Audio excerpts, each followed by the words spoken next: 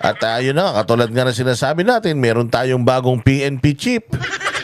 Oo, siguradong pasakit ito dahil 1 year and 9 months. Hindi pala ito magre-retire next year.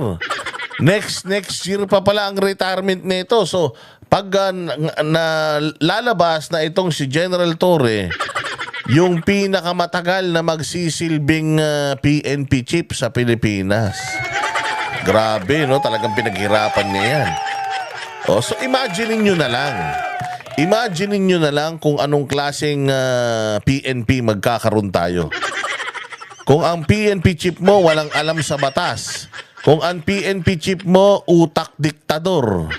Kung ang PNP chief mo aso ng mga nasa politika. Paano mo masasabing hindi? Kaya nga na persona non grata to sa Leyte. Ayun pala, Samar daw, Samar.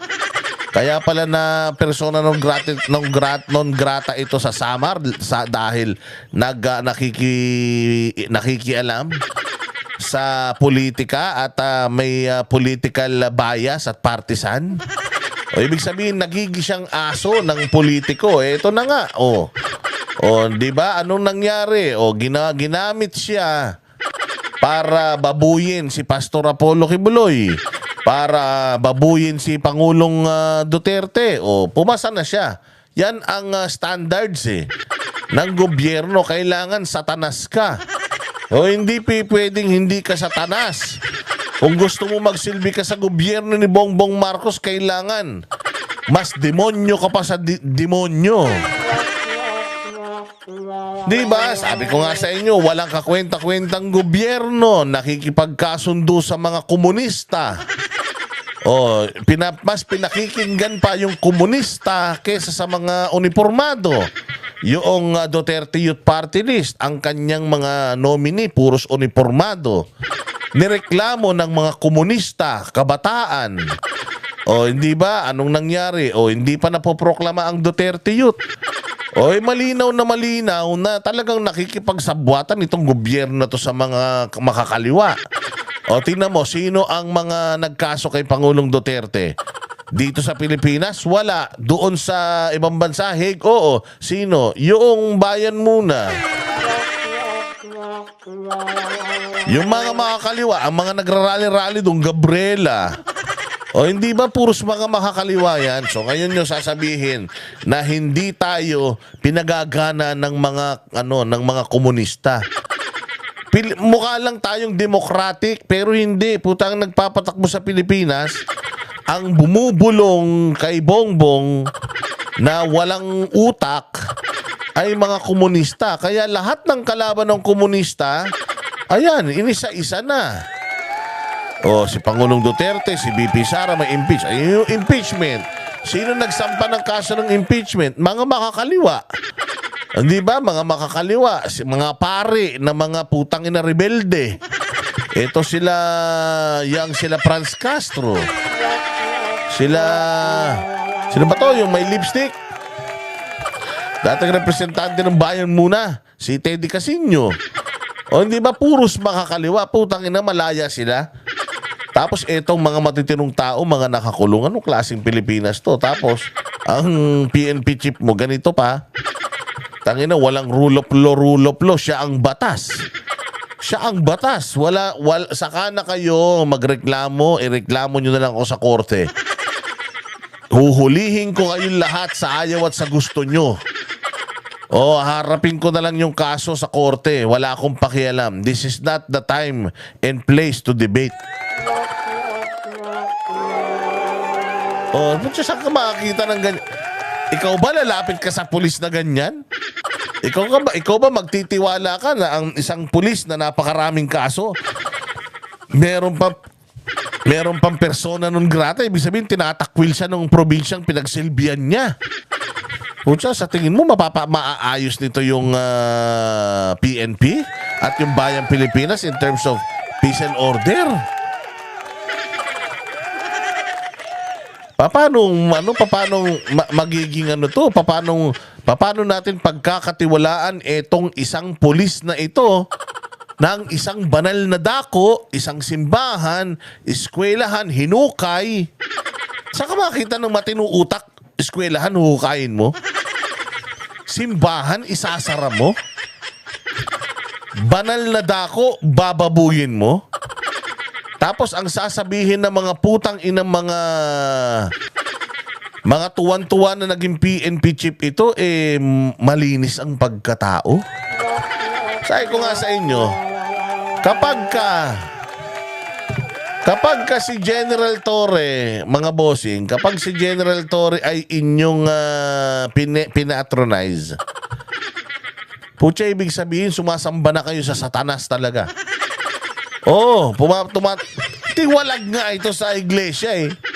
Hindi ba? Ibig sabihin, putang ina, walang kaluluwa ito.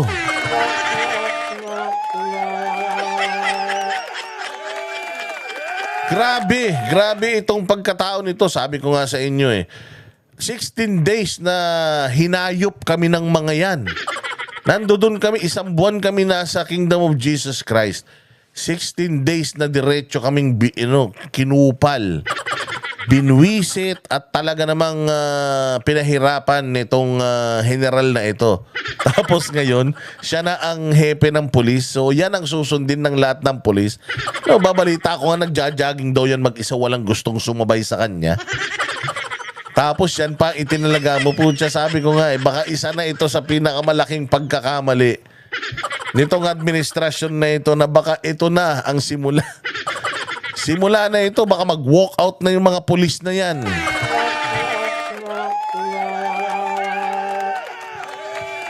I have police friends, and most of them are saying, at hindi, lahat na makilala kong police, they are saying this is not their proudest moment. Oh, yun ang sinasabi nila. Hindi daw sila proud ngayon. Siguro daw si Marbil nga, pwede pa daw nilang tanggapin si Marbil. Pero ito daw isang to, medyo talagang parang ang hirap daw lunukin.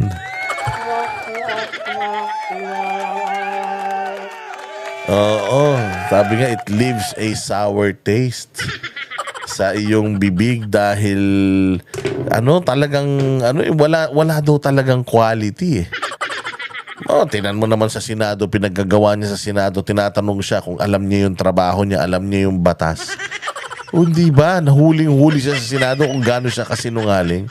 Huling-huli siya sa Senado kung gaano siya walang alam sa batas. Tapos inilagay mo siya dito bilang pinuno ng mga tagapagpatupad ng batas. Tangina niyan. This is going to be one of the darkest moment of PNP. Oo, mga bossing. Kami ang boses ng masa, hindi natatakot. Katotohanan lang, di kami nalulunod. Walang bahid ng sismis, lahat ay totoo. Kahit sino ka pa, pag mali ka, babanatan ka. Walang pinipili kulay, wala kaming kinikilingan. Basta para sa bayan, kami lalaban. Pagtama palakpakan, pag mali banatan. Di matitinag, di matatakot, para sa bayan tuloy ang sigaw. Sa harap ng kamera, walang halong takot. Mga baluktot, lahat kayo'y tutumba. Ang hustisya at totoo, yun lang ang mahalaga. Kahit sinong harang, di kami matitinag. Walang pinipiling kulay, wala kaming kinikilingan. Basta para sa bayan, kami lalaban. Pagtama palakpakan, pag mali banatan. Di matitinag, di matatakot, para sa bayan.